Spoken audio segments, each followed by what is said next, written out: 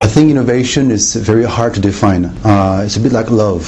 You want some, it's hard to get, it's hard to grasp, it's hard to find, and it's hard to keep. Innovation is a bit the same. I think there are many definitions of innovation out there.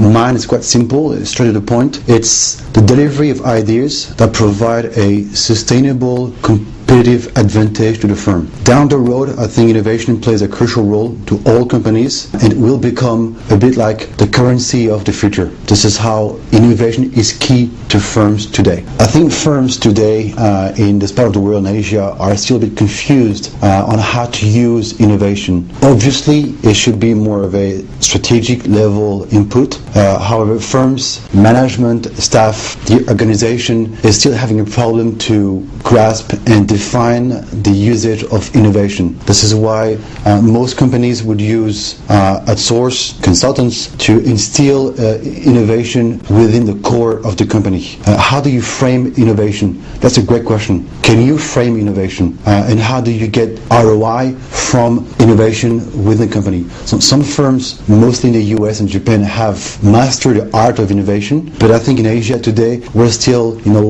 grasping and wondering how to use innovation. It's more of a buzzword today, but ultimately that buzzword would translate into ROI for the firm. I think, to be fair, innovation is important throughout the business life cycle, beginning, plateauing, and towards the end. However, if you had to pinpoint a time when innovation is even more important, I would say at the launch of any new service or new product. Because what you want to do is to anticipate, preempt, prepare for the plateauing of your sales, which will happen in the future, short term, long term, it doesn't matter. It will happen. This life cycle that we all know, we have all learned this at school. But what do you do when your sales plateau? Do you then start to do some R&D, some thinking, what should we do? By then, it's too late. This would be an example of, let's just say, when we were young, we used to produce Atari game consoles. They're gone. Why? Because they probably thought that they should do some R&D when their sales plateaued. You should do some R&D, some innovation at the beginning of the launch of your current services or current product to preempt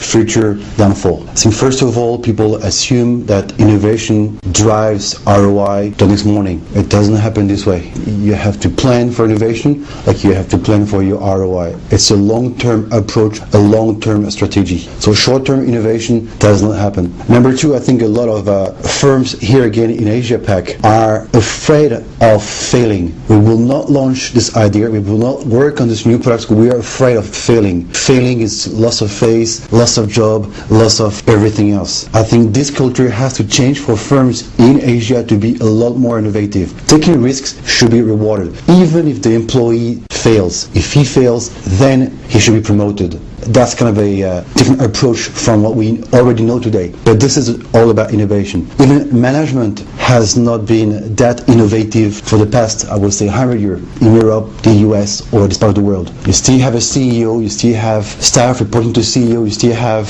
subordinates, peers. Nothing has changed for the past 100 years. So the misconception about innovation is that things will change overnight or they cannot be changed. Things are settled into ground and we cannot change this. No one can come with a better idea. I defy you to finding a better idea. Well, please define me. I will find a better idea, or the enterprise, the team will find a better idea. And this is what we have to put in the CEO, the team, the enterprise mindset. You can't find a better idea that churns eventually great ROI. Think of Skype, for example. Would you ever think that 4 years ago you could make a free phone call to your friends in the US or Europe or China for free? No one thought of this. This was very disruptive. Think of PayPal, the ability to pay online within 3 clicks. Sounds so obvious today, but again, put yourself just 4 years ago. Imagine the impact that a firm like Skype or PayPal and many others have on the rest of the industry that has been safe and quiet for the past many years. Misconception is no one can touch us, we're number one. Well, guess what? Being number one never lasts. Innovation is there to remind you that.